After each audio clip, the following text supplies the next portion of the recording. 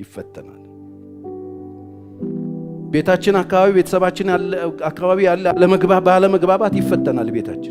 ቤታችን እንዴት ነው? ቤታችሁ ውስጥ ያለው አለመግባባቶች ቤታችሁ ውስጥ ያሉ ይፈተናል። እግዚአብሔር እንደዚህ አይነት ነገር ያመጣና ችግሮች ምናምን ሀፕን ያደርጉና ህይወታችን ቤታችን ድብልቅልቅ ይልና እግዚአብሔር ቼክ ያደርጋል፣ ፍቅሩን ቼክ ያደርጋል። ማን ነው እዚህ ጋር የሚጠሩት ብሎ ቤታችሁ አካባቢ ሆነ ነገር በተፈጠረ ጊዜ ዛሬስ ማን ነው የቤታችሁ ባለቤት? ማን ነው የቤታችሁ ጌታ? መጽሐፍ ቅዱስ እግዚአብሔር ቤትን ካልሰራ ሰራተኛ በከንቱ ይደክማል። ስለዚህ ቤታችን አካባቢ በሚፈጠረው አለመግባባት ይፈትነዋል። ቤታችን ቼክ ያደርገዋል። ቤታችን አካባቢ የሆነ ነገር ሲፈጠር እዛ ጋር የት ነው የሚሄዱት ይላል እግዚአብሔር። ማንን ነው የሚጠሩት ይላል እግዚአብሔር። ማንን ነው ቅድሚያ የሚያስገቡት ይላል እግዚአብሔር። ቼክ ያደርገዋል። እነዚህ ሰዎች ማን ነው አሁን ቤታቸው ያለው? አጎት ያለልኝ ነው የምትሉት? አክስቴ ያለችልኝ ነው የምትሉት? ወንድም ጋሽ ያለልኝ ነው የምትሉት? እከሌ ያለልኝ ነው የምትሉት? ወይስ ጌታ አለ ነው የምትሉት? ቤታችሁ አካባቢ ሁከት ሲፈጠር ነገሮች ሲደበላለቁ በዛ ቼክ ያደርጋል እግዚአብሔር። ፈተናዎች ቤታችሁ ውስጥ ድንገት ቤታችሁ ውስጥ ትርምስ ሲፈጠር ማንን ነው የምትጠሩት? ይፈትናል ጌታ ይፈትናል። ፈተናን በክብር ማለፍ ይሁንልን። ይፈትነን ይችላል። አንዳንድ ጊዜ በሰላም እየኖርን እንዲህ አይነት ነገር ሀፕን ያደርጋል። ቤት ውስጥ ትርምስምስ ያለ ነገር ሲፈጠር ወደ ልባችሁ የሚመጣው ማለት ሽሽት ነው? ጦርነት ነው? ጠብ ነው? መለያየት ነው? መበታተን ነው?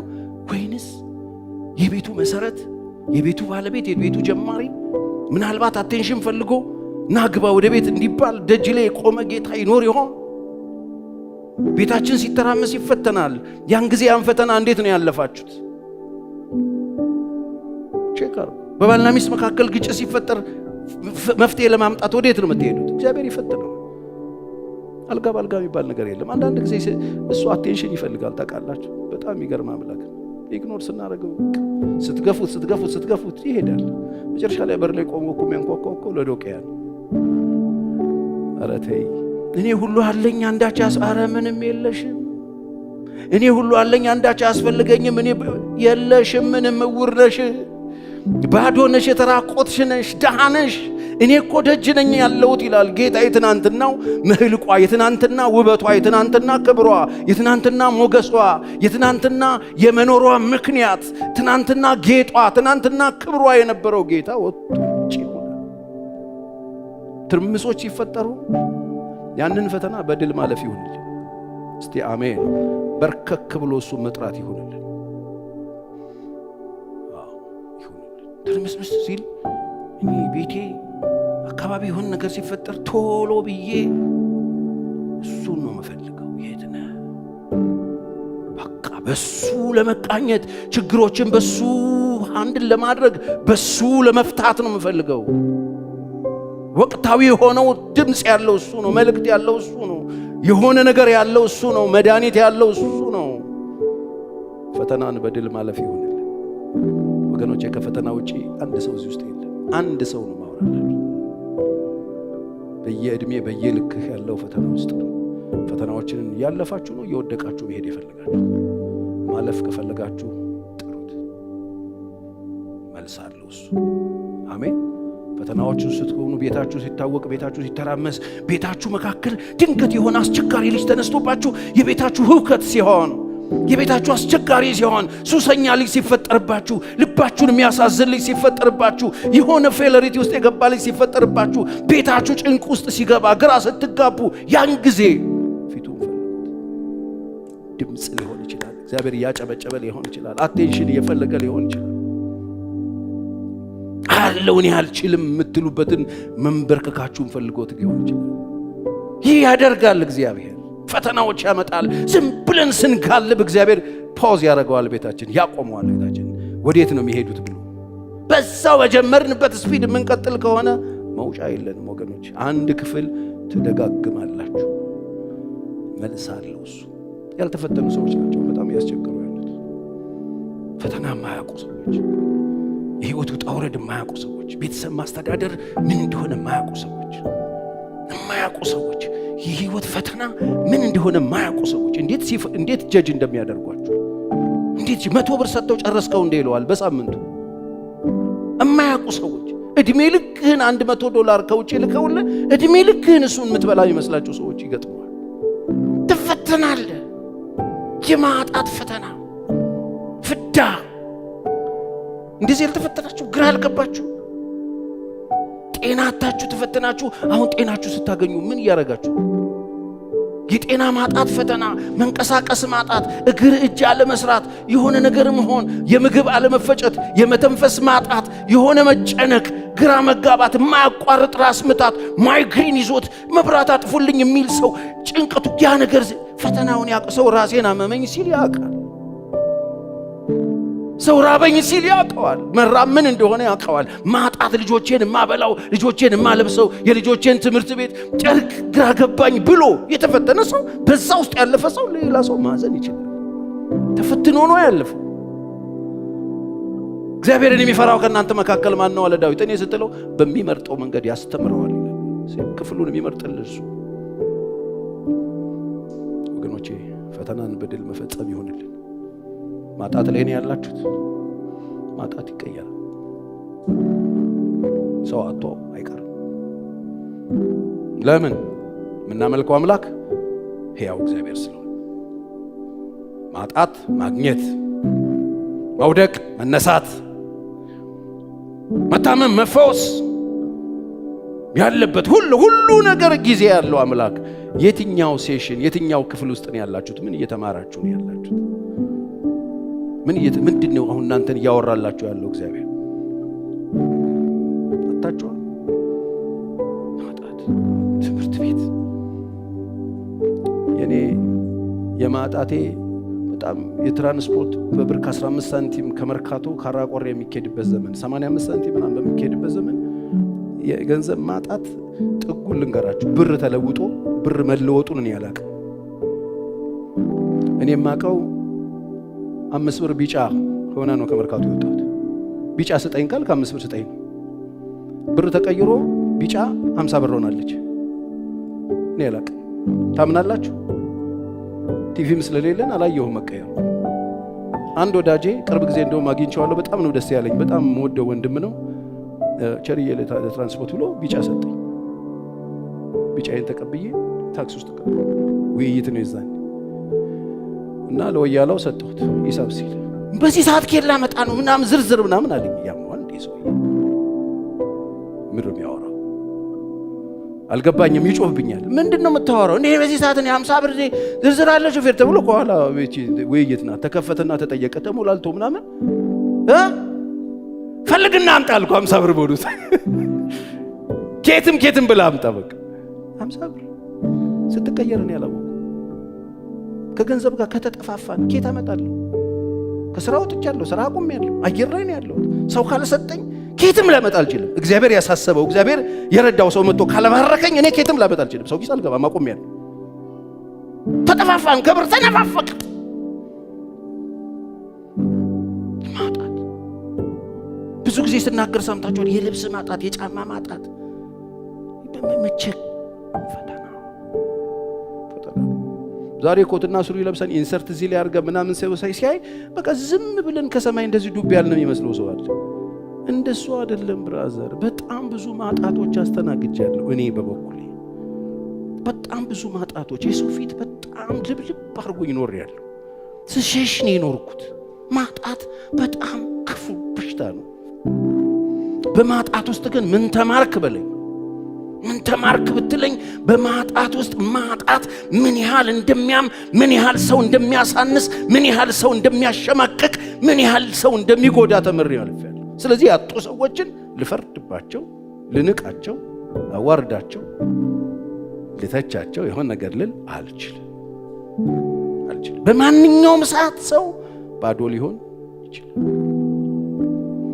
ምን ተምራችኋል? መጽሐፍ ቅዱሳችን በኢሳይያስ 48:10 ላይ እነሆ አንጥሬሃለሁ፣ ነገር ግን እንደ ብር አይደለም እና በመከራ እቶን ፈትኜሃለሁ ይላል። እንደ ብር አይደለም። በምን? በመከራ እቶን። የመከራ እቶን እሳቱ እየነደደ እግዚአብሔር ያነጥራል። እግዚአብሔር ሲፈትን ስለሚጠላን አይደል። ወርቅን ሄደ ወርቅ ሰሪውን ብትጠይቀው ወርቁን ስለምትጠላው ነው ወይ እሳት ውስጥ ብትከተው ብትለው ወርቁን ስለሚጠላው አይደለም እሳት ውስጥ የሚከተው። ወርቅ ሰሪው ወርቁን እሳት ውስጥ የሚከተው ወርቁን ስለሚጠላው አይደለም። ወርቁ እንዲጠራለት፣ ወርቁ ቆንጆ እንዲሆንለት፣ ወርቁ ውስጥ ተሰውሮ የተቀመጡ ቆሻሾች እንዲወጡለት ወርቁ ራሱ አያውቀውም። ይሄ በሰው ፊት ሞገስ እንዳያገኝ፣ እንዳያብለጨልጭ፣ እንዳያበራ፣ እንዳያምር፣ ሰዎች ፒክ እንዳያረጉት የሚከለክለው ወርቅ ሰሪው ያውቀዋል። በወርቁ ውስጥ ወርቁን ሊያደብሰው የወጣ ዝገት በወርቁ ውስጥ የሚቀመጥ ወርቅም ብቻ ወርቅ ሰሪው ብቻ የሚያውቀው ወርቁ ውስጥ የተሰወረ ቆሻሻውን ሊያወጣ ነው እሳት የሚመጣበት። እግዚአብሔር ስለሚጠላን አይደለም። ወርቅ እንዳይደብስ፣ የናንተ ውበት እንዳይደበቅ፣ የናንተ መልካም ነገር እንዳይደበቅ፣ የመከራ እቶን ወደ ህይወታችሁ ሲመጣ እግዚአብሔር ጠልቷችሁ ሳይሆን ወዷችሁ ነው። የሰማኝ አሜን ይበል። ስለሚወዳችሁ ነው። ስለዚህ ትፈተናላችሁ። ፈተና ማለፍ ይሆንልን። አሜን። ተፈትኑ። ጌታሽ ተፈትኗል። ኢየሱስ ተፈተነ። ይላል። በረሃብ ተፈተነ። ዲያብሎስ መጣና ፈተነው። ምድረ በዳ ገብቶ ተፈተነ። ጌታችን መድኃኒታችን ኢየሱስ። ፈተናውን ኢየሱስ አለፈ። ኢየሱስን ስለሚጠላው ነው። እዛው ምዕራፍ ላይ የምወደው ደስ የምሰኝበት ልጄ ነው ተብሎለታል።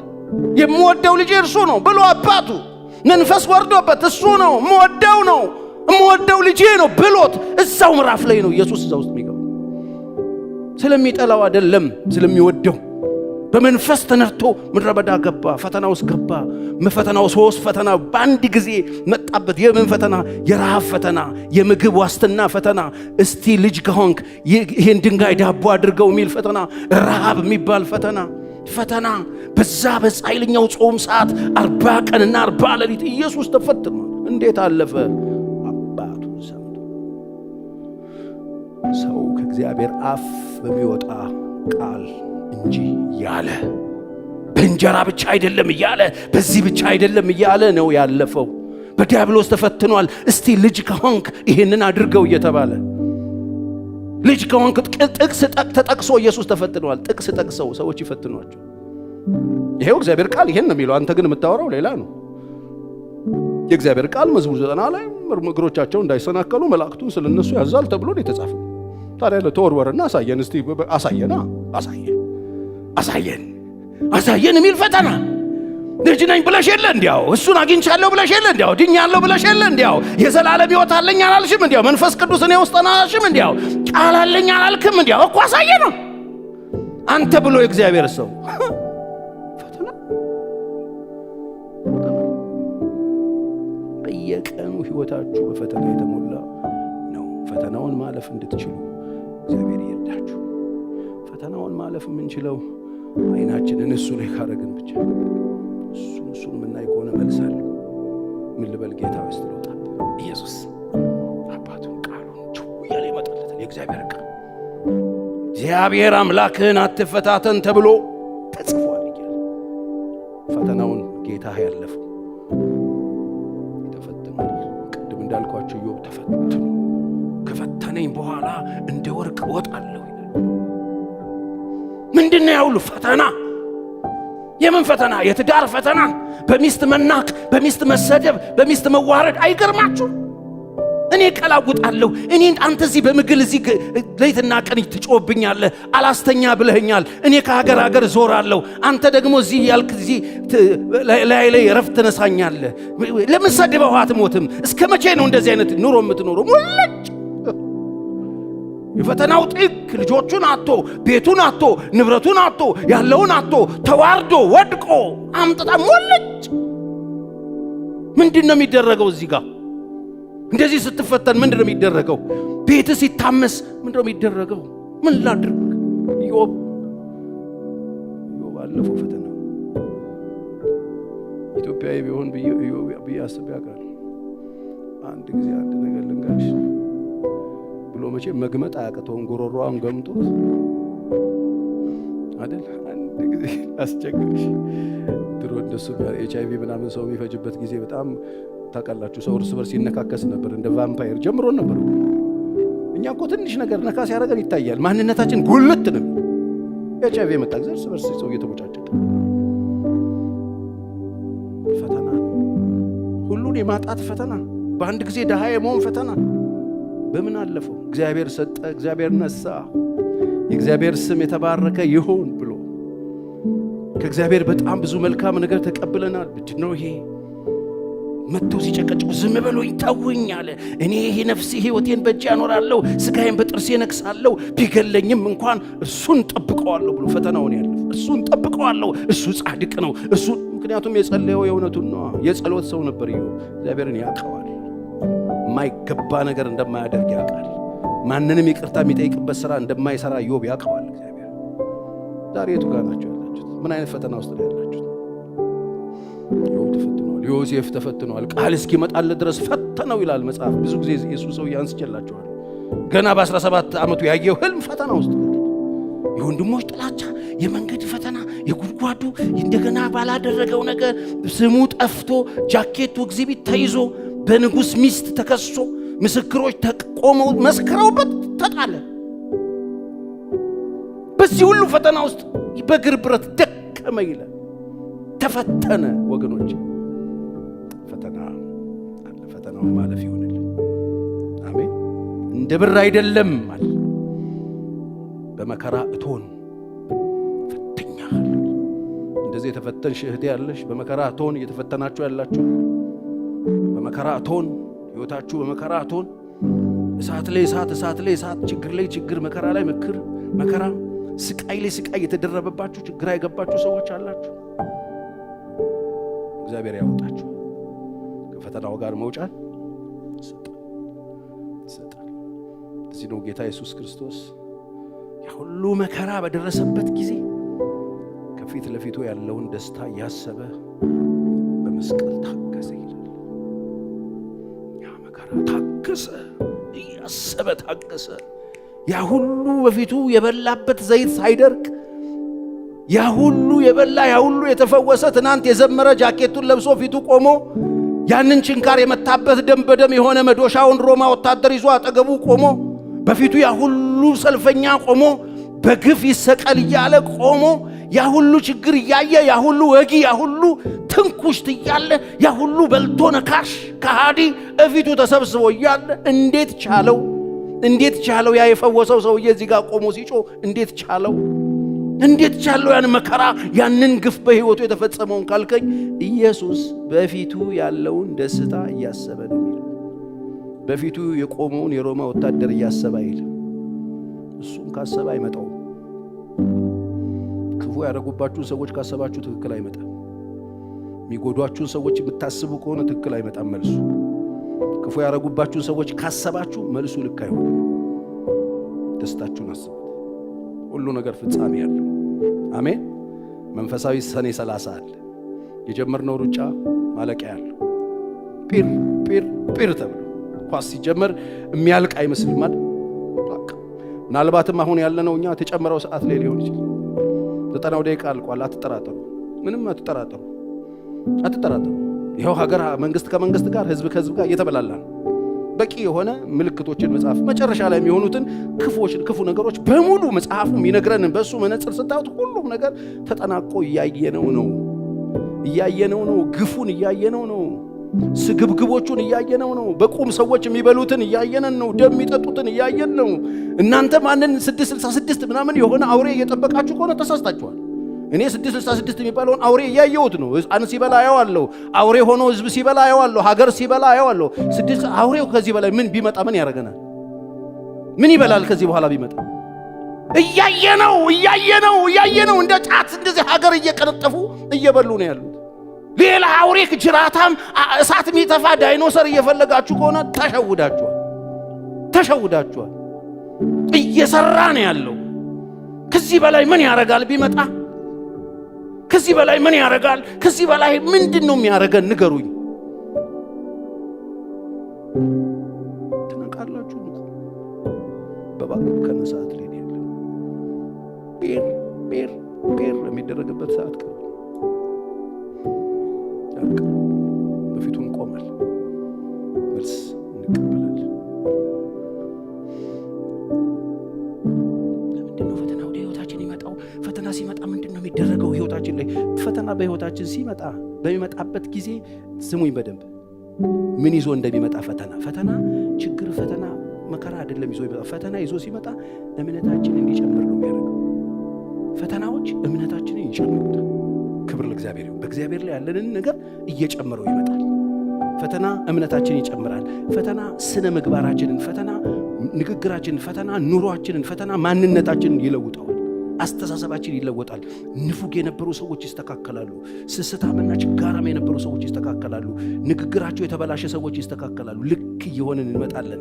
ስነ ምግባራችን የተሰራ ይሆናል። ሌሎችን ሰዎች የሚስብ ይሆናል። ሌሎች ሰዎች የሚታይ፣ ሌሎች ሰዎችን የሚማርክ ይሆናል። እመኑኝ። ልክ ፈተና ውስጥ ገብተን ስናልፍ ዕውቀታችን ይቀየራል። አመለካከታችን ይቀየራል። እግዚአብሔር ቆሻሻውን ያጸዳልናል። ከሕይወታችን ያርቀዋል። እንዳና የከለከለን፣ ከጌታ ጋር እንዳንቆም የከለከለን፣ ስሙን እንዳንጠራ የከለከለን፣ አብረነው እንዳንጸና የከለከለንን ነገር ከላያችን ላይ ጠርጎ ይጥለውና ትክክለኛ ዕውቀት እንይዛለን። ዕውቀታችን ይቀየራል። ፈተና ዕውቀታችንን የሚቀየረው ስለ ገንዘብ ያለን ዕውቀት፣ ስለ ጤና ያለን ዕውቀት፣ ስለ ማህበረሰብ ያለን ዕውቀት፣ ስለ ሀገር ያለን ዕውቀት፣ ስለ ቤተሰብ ያለን ዕውቀት አስተካክል ትክክል እንድንሆን ያስተውሉ ዘንድ አይምሮአቸውን ከፈተላቸው እንደሚል እናስተውል ዘንድ አይምሮአችንን ይከፍተዋል። ለጥቂት ጊዜ በልዩ ልዩ ፈተናና ችግር ውስጥ ልታልፉ ትችላላችሁ። እግዚአብሔር ከፈተናው ጋር አብሮ መውጫ ይሰጣችኋል። ወገኖች መከራ ሲደርስባችሁ፣ ፈተና ሲደርስባችሁ እንደ ሙሉ ደስታ ቆጠሩት። ስለዚህ ፈተናዎችን ስናልፍ እግዚአብሔር ምን ያደርጋለች? ባጭሩ ልንገራችሁና ጨርሳለሁ።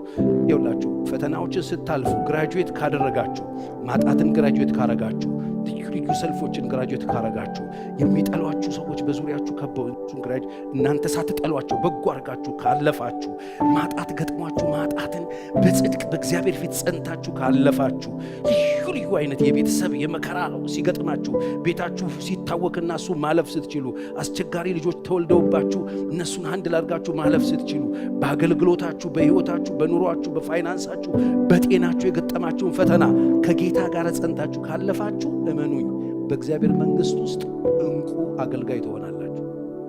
ይሄ ብቻ አይደለም፣ ባህሪያችሁ ማውራት ሳትጀምሩ የእናንተ ባህሪ ለብዙ ሰዎች ምሳሌ ይሆናል። እንደ መስታወት እንደ ሲምቦል የምትጠቀሱ ሰዎች ትሆናላችሁ። የሰማኝ አሜን ይበለኝ። እግዚአብሔር አምላክ ለክብሩ ይጠቀምባችኋል። ተሸላሚ አገልጋዮች ትሆናላችሁ። የሰማኝ አሜን ይበል። እውነቴን ነው የምነግራችሁ። እግዚአብሔር የሚሸልማቸው አገልጋዮች ትሆናላችሁ። በቀኑ መጨረሻ በጣፍላ ክፍላችሁ ስትቆሙ አንተ በጎ ታማኝ ባሪያ የምትባሉ ትሆናላችሁ። እስቲ በደንብ አሜን። እግዚአብሔር ያያል። እውነት ውሸት? እግዚአብሔር ያያል። እግዚአብሔር ይፈርዳል። እግዚአብሔር በዙፋኑ ላይ ነው። የመጨረሻ አንድ ጥቅስ ላሳያችሁ። በጣም የተገረምኩበትን አሁን ስወጣ ይዤ የወጣሁትን ጥቅስ ላንብብላችሁና ጨርሳለሁ። መዝሙር 11 አውጡና 4 እና 5 ቁጥርን ላንብብላችሁ። እንደዚህ ይላል። በጣም ይገርም ቃል ነው። እግዚአብሔር በተቀደሰው መቅደሱ ነው። እስቲ አንድ ላይ እንበለው፣ ጮክ በሉና እግዚአብሔር በተቀደሰ መቅደሱ ነው። እግዚአብሔር ዙፋኑ በሰማይ ነው። አይኖቹ ወደ ድሃ ይመለከታሉ። ይኸውላችሁ ከዛ እንደዚህ ይላል፣ ቅንድቦቹ የሰው ልጆችን ይመረምራሉ ይላል። እግዚአብሔር ይመረምራል፣ ምርመራ ያደርጋል። እግዚአብሔር ዙፋኑ ሰማይ ነው። እግዚአብሔር ዙፋኑ በሰማይ ነው። አይኖቹ ወደ ድሃ ይመለከታሉ። እኔን አያየኝ የምትሉ ሰዎች አላችሁ። የኔ ፈተና ያየዋል። አሁን የማልፍበትን ያየዋል። እኔ እኮ ጾታዊ ፈተና ነው ያለብኝ፣ ችግር ነው ያለብኝ፣ ያየዋል። እኔ እኮ ያለቃ ፈተና ነው ያየዋል። እንደ ዮሴፍ አዎ ያየዋል። እኔ እኮ የረሃብ ፈተና ነው እኮ ያየዋል። የምድረ በዳ ፈተና ያየዋል። እኔ እኮ ድህነት እኮ ድሃንማ እንዴ ያየዋል። ቅንድቦቹ ደግሞ የሰው ልጆችን ይመረምራሉ። እግዚአብሔር ጻድቃንና ኃጢያንን ይመረምራል። ይኸው ለጻድቃንና ኃጢያንን ምርመራ ማድረግ ምን ውስጥ እንዳለ ማወቅ የሚችል መመርመር የሚችል አምላክ ነው። አመፅን የወደዳት ግን ነፍሱን ምን ብሎታል?